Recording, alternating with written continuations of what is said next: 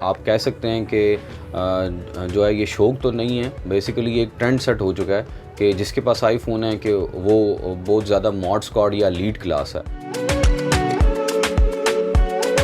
Basically हमारे पास जो ज़्यादातर आईफोन का यूज़र है वो टिकटॉकर्स टाइप है, जो कि सोशल मीडिया पे फेम चाह रहे होते हैं, और काफ़ी ऐसे लोग आते हैं हमारे पास जिनको इवन इसकी बेसिक चीज़ों का नहीं पता होता और ना ही ये पता होता कि इसकी आईडी कैसे क्रिएट करनी है। बाकी ये कि जो सर्विसेज की आईफोन की अवेलेबल हैं वो तो पाकिस्तान में यूज़ ही नहीं होती।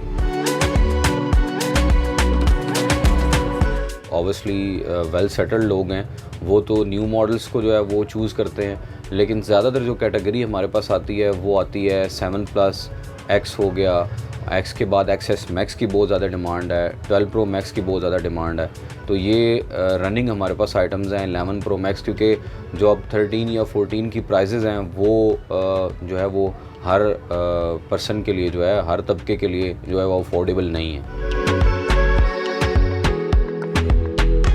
जो हैंडसेट ज़्यादा यूज़ होते हैं आईफोन में वो नॉन पीटीए ज़्यादा लोग जो है वो परचेज़ करते हैं। वो इसलिए क्योंकि पीटीए और नॉन पीटीए में डिफरेंस आ जाता है। अगर आप 1 लाख से मिसाल के तौर पे सेट के ऊपर जाते हैं तो फिर उसके अंदर 50 to 40 या 60 या 1 लाख तक का भी गैप आ जाएगा प्राइस रेंज के अंदर। नॉन पीटीए ज़्यादा यूटिलाइज़ होता है, पीटीए अप्रूव लोग कम सेट लेते हैं क्योंकि वो काफ़ी ज़्यादा उनको पे करना पड़ता है टैक्स। अभी टैक्स बहुत ज़्यादा हाई हैं तो इस वजह से लोग मोस्टली नॉन पीटीए यूज़ करते हैं। अभी जो है वो कीमतें कम नहीं हुई, लेकिन इन फ्यूचर इसकी अगर कीमत कम होती है तो ऑब्वियसली जो प्रीवियस मॉडल्स हैं उनमें भी डिप आएगा, हमारे पास डिक्रीज़ आएगा, लेकिन फिल वक्त जो है वो ऐसी कोई सिचुएशन नहीं है।